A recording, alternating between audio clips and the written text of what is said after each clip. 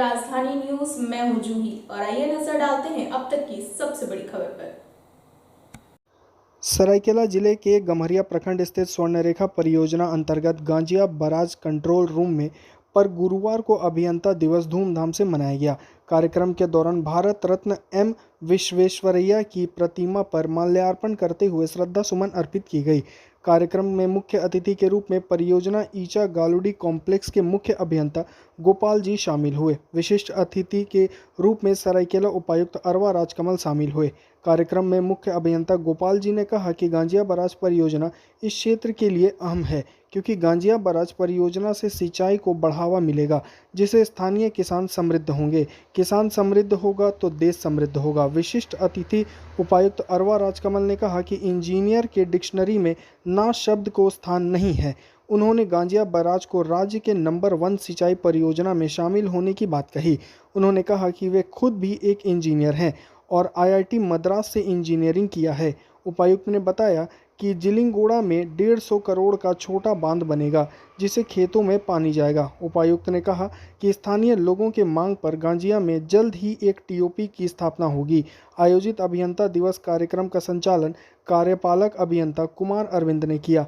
इस दौरान ADC सुबोध कुमार समेत परियोजना से जुड़े कई पदाधिकारी और कर्मचारी मौजूद रहे।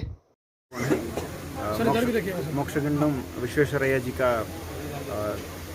जन्मदिन के अवसर पे हम लोग मनाते हैं और अभी गांजिया बराज में यहाँ के ग्रामीणों के साथ और स्वर्णरेखा प्रोजेक्ट के चीफ इंजीनियर साहब से लेकर कई सारे एग्जीक्यूटिव इंजीनियर, बहुत सारे सीनियर इंजीनियर, जूनियर इंजीनियर सभी के साथ हम लोग आज एक विचार विमर्श का कार्यक्रम भी मैं कर सकता हूँ ये आयोजन किए हैं। मेन ये है कि जो प्रोजेक्ट बनने के बाद लोगों को कैसे इसका लाभ पहुँचाना है और ग्रामीणों का भी सुनाया गया बात।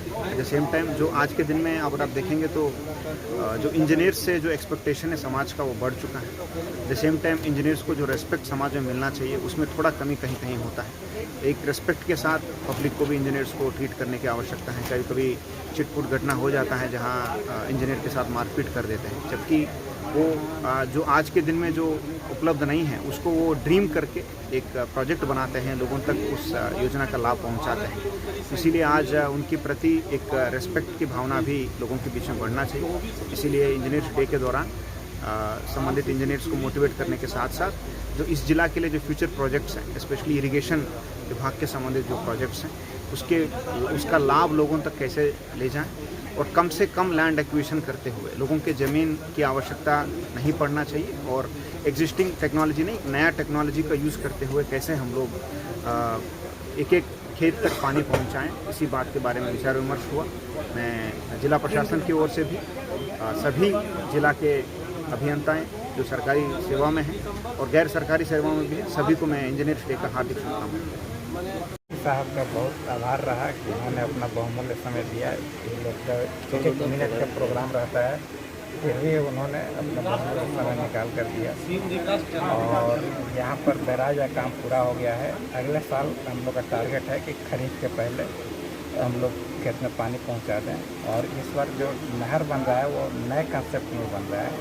पहले ओपन चैनल बनता था, उसमें भूमि अधिग्रहण होता था। भूमि अधिग्रहण में बहुत जटिलताएँ थी, तो तक किसानों के का भी जो ज़मीन था वो हमेशा के लिए चला जाता था। भले ही वन टाइम उनको कंपनसेशन मिलता था, लेकिन उससे पूरा जीवन उनका नहीं चलता था। अभी अंडरग्राउंड पाइपलाइन से जो हम लोग पानी ले जाएंगे उसमें किसी की ज़मीन नहीं जाएगी। ज़मीन यथावत रहेगी, उस पर वो लोग खेती करते रहेंगे और सिंचाई की सुविधाएँ मिलते हैं। अभी ये प्रोजेक्ट अधूरा है, अभी उस पर और काम चल रहा है। उस गांव के हम लोग ध्यान में है उसकी सुरक्षा करने का और उस पर भी हम लोग काम कर रहे हैं। कितने लोग महामारी का ये स्कीम हम लोग इस पर विचार कर रहे हैं और एक्टिव स्टेज में है। इसका भी कोई ना कोई समाधान निकाल कर उस पर कर रहे हैं। कब तक होगा सर? ये टाइम फ्रेम देना तो बहुत मुश्किल है, लेकिन अगले सीजन के पहले हम लोग करेंगे। दिन भर की तमाम बड़ी खबरों के लिए आप इसी तरह हमारे साथ बने रहें और हमारे चैनल को लाइक और सब्सक्राइब करना ना भूलें।